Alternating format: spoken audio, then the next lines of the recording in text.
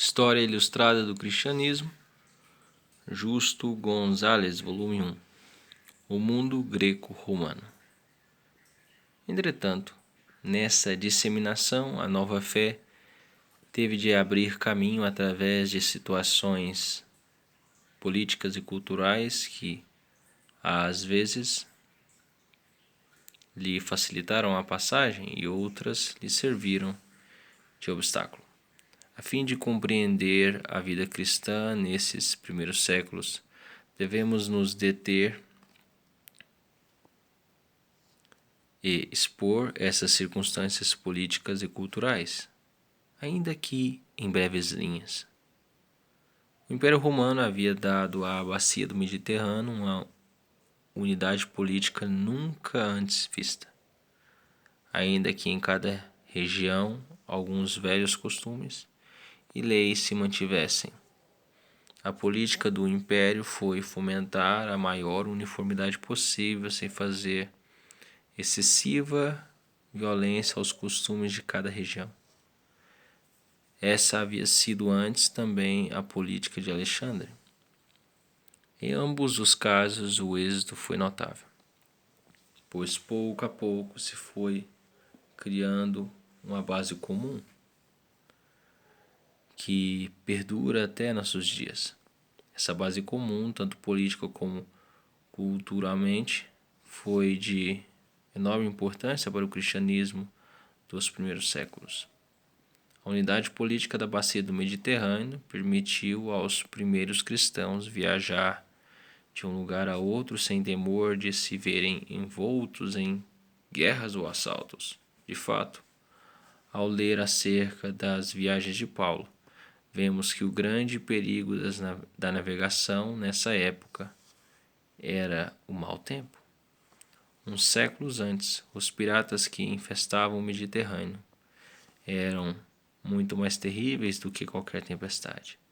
Os caminhos romanos que uniam até as mais distantes províncias, alguns dos quais ainda existem, não foram alheios aos pés dos cristãos que iam de um lugar a outro, levando a mensagem da redenção em Jesus Cristo. Visto que o comércio florescia, os povos iam de um lugar a outro.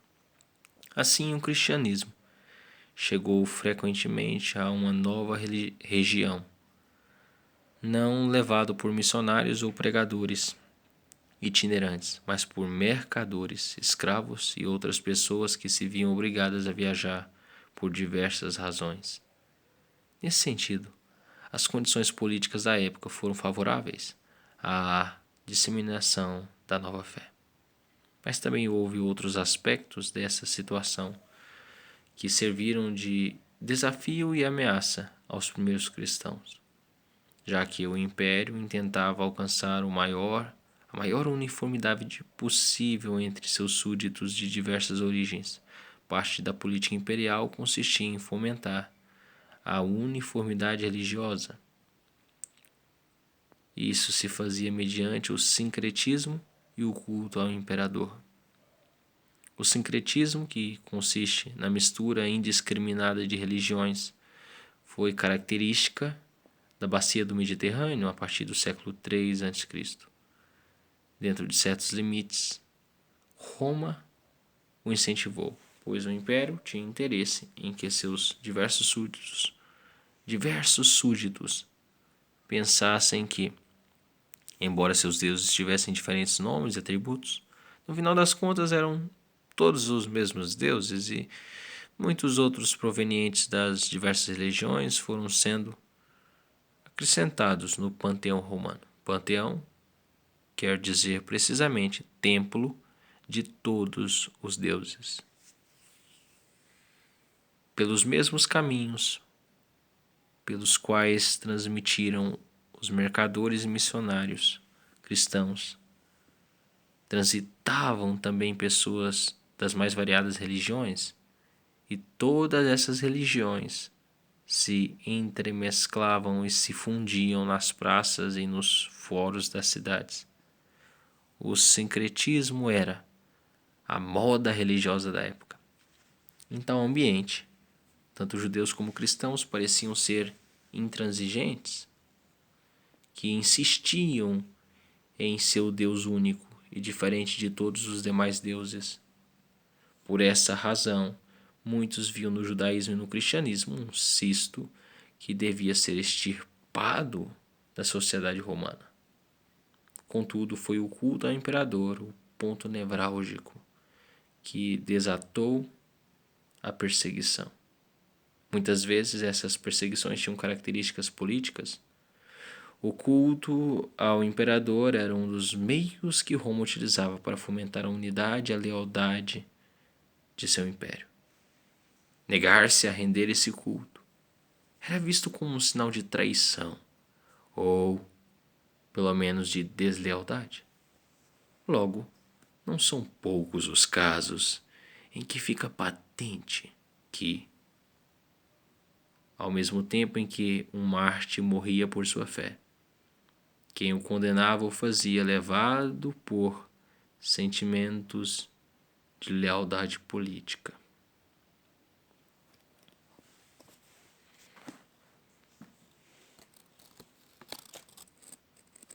Imagem aqui de uma estrada romana. Provavelmente uma foto atual, né? Foto recente. E aqui umas estradas mais de longe, né? Aqui seria uma visão mais de perto. E aqui uma visão mais distante. Se eu não me engano, isso aqui é uma pessoa. Bem pequenininho, ó. Aqui a estrada vem aqui. Enfim. Em algumas das regiões escarpadas da Europa subsistem ainda as velhas estradas romanas, como esta, que passa pelo Porto do Pido, na Serra de Gredos.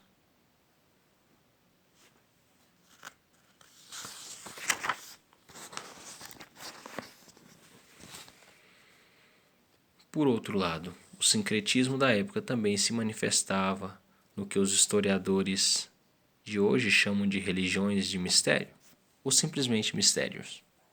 Essas religiões não centralizavam sua fé nos velhos deuses do Olimpo, Zeus, Poseidon, Afrodite, etc., mas em outros deuses de caráter mais pessoal. Nos séculos anteriores, antes que se espalhasse o espírito sincretista e cosmopolita, cada indivíduo era devoto aos deuses do país em que havia nascido. Mas agora, em meio à confusão criada pelas conquistas de Alexandre e de Roma, cada pessoa tinha de decidir a que deuses prestaria sua devoção. Cada um desses deuses, dos mistérios, tinha seus próprios devotos, todos aqueles que haviam sido iniciados. Em geral, cada uma dessas religiões baseava-se em um mito acerca das origens do mundo, ou da história do Deus em questão. Do Egito, provinha o mito de Ísis ou Osíris, segundo o qual o deus Sete havia matado e esquartejado Osíris, e depois havia espalhado seus membros por todo o Egito. Ísis, a esposa de Osíris, os havia recolhido e dado nova vida a Osíris. Mas os órgãos genitais de Osíris haviam caído no Nilo. Que história doida! E por essa razão é que o Nilo é a fonte de fertilidade para todo o Egito. Também, que coisa, né? Também por essa razão, alguns dos devotos mais fervorosos desse culto se mutilavam a si mesmos, cortando-se os testículos, e oferecendo-os em sacrifício.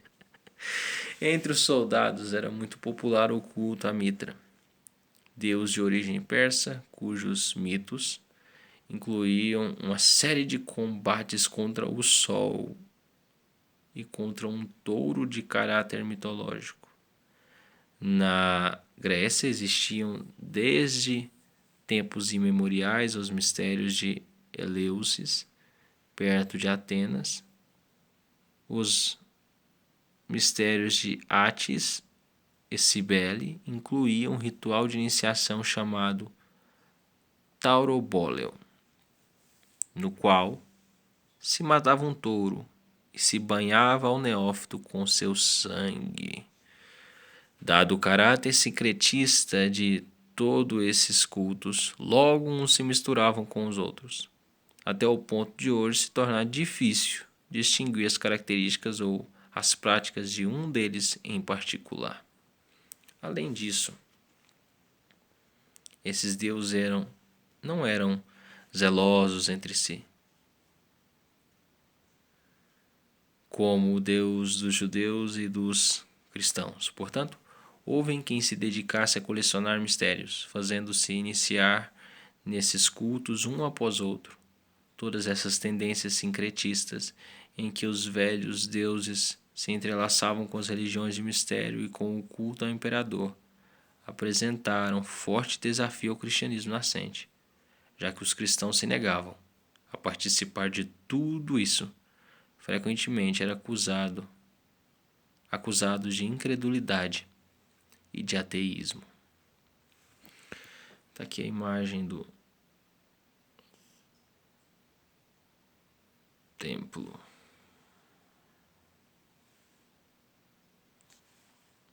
A estreita união entre o culto ao imperador e a lealdade a Roma pode ser vista em muitos templos dedicados juntamente ao imperador e a Roma, como esse erigido na cidade de Anguira, hoje Ankara. Tá aí um templo.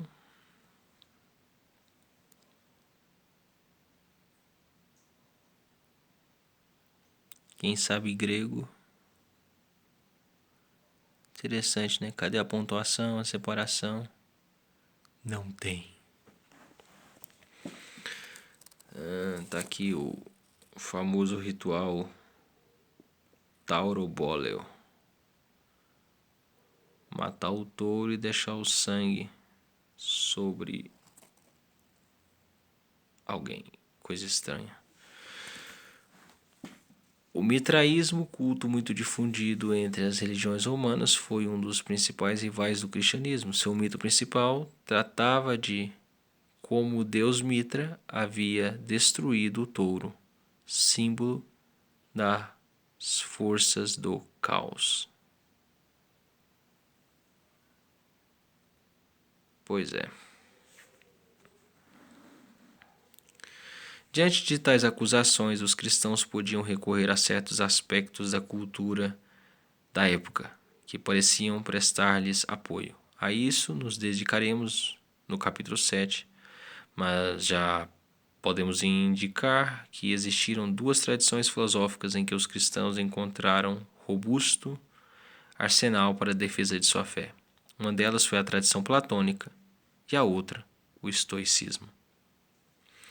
O mestre de Platão, Sócrates, havia sido condenado a morrer bebendo cicuta porque ele era considerado incrédulo e corruptor da juventude ateniense. Platão havia escrito vários diálogos em sua defesa e já no século I de nossa era, Sócrates era tido como um dos homens mais sábios e mais justos da antiguidade. Ora, Sócrates, Platão e toda a tradição de ambos tinham criticado os deuses pagãos, dizendo que eram criação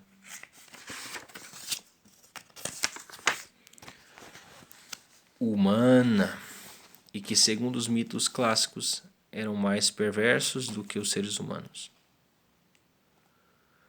Acima de tudo isso, Platão falava de um ser supremo, imutável, perfeito, que era a suprema bondade e beleza. Além disso, tanto Sócrates como Platão criam na imortalidade da alma e, portanto, na vida depois da morte. Platão afirma que além deste mundo sensível, e passageiro havia outro de realidades invisíveis e permanentes. Tudo isso foi de grande valor e atratividade para aqueles primeiros cristãos que se viam perseguidos e acusados de serem ignorantes e ingênuos. Por essa razão, a filosofia platônica exerceu um influxo sobre o pensamento cristão que perdura ainda hoje. Algo semelhante sucedeu com o estoicismo. Essa escola filosófica, algo superior ao platonismo, ensinava doutrinas de alto caráter moral. Segundo os estoicos, há uma lei natural impressa em todo o universo e na razão humana, e essa lei nos diz como devemos nos comportar. Se alguns não a veem e não a seguem, isso se deve ao fato de que são nécios, pois quem é verdadeiramente sábio conhece essa lei e lhe obedece. Ademais, já que nossas paixões lutam contra a nossa razão e tratam de dominar nossa vida, a meta do sábio é fazer que sua razão domine toda paixão até o ponto de não senti-la. Esse estado de não sentir paixão alguma é a apatia, e nisto consiste a perfeição moral segundo os estoicos. Também nesse caso podemos imaginar o atrativo dessa doutrina para os cristãos, que se viam obrigados a enfrentar repetidamente os costumes corruptos de sua época e a criticá-los, já que os estoicos haviam feito o mesmo. Em suas ideias e escritos, os cristãos encontravam apoio para sua defesa e propaganda. Igualmente ao platonismo, isso acarretava o perigo de que se chegasse a confundir a fé cristã com essas doutrinas filosóficas e que assim se perdesse algo do caráter único do cristianismo. Não faltaram aqueles que, em um aspecto ou outro, sucumbissem ante essa tentação. Mas isso não há de ocultar-nos o grande valor que essas doutrinas tiveram na primeira expansão do cristianismo. Segundo o apóstolo Paulo, o cristianismo penetrou no mundo quando veio a plenitude dos tempos. Talvez alguém entendesse isto no sentido de que Deus facilitaria o caminho àqueles primeiros cristãos. Não há dúvidas de que muito do que estava acontecendo no século I facilitou o avanço da nova fé, mas também é certo que esses mesmos acontecimentos colocavam diante da igreja desafios difíceis, que exigiam enorme valor e audácia. A plenitude dos tempos não quer dizer que o mundo estivesse pronto a se tornar cristão, não. Como fruta madura pronta para cair da árvore, mas quer dizer que, nos desígnios inescrutáveis de Deus, havia chegado o momento de enviar o seu Filho ao mundo para sofrer morte de cruz e de espalhar os discípulos por esse mesmo mundo, a fim de que eles também dessem um testemunho custoso de sua fé no crucificado. Aqui é a imagem.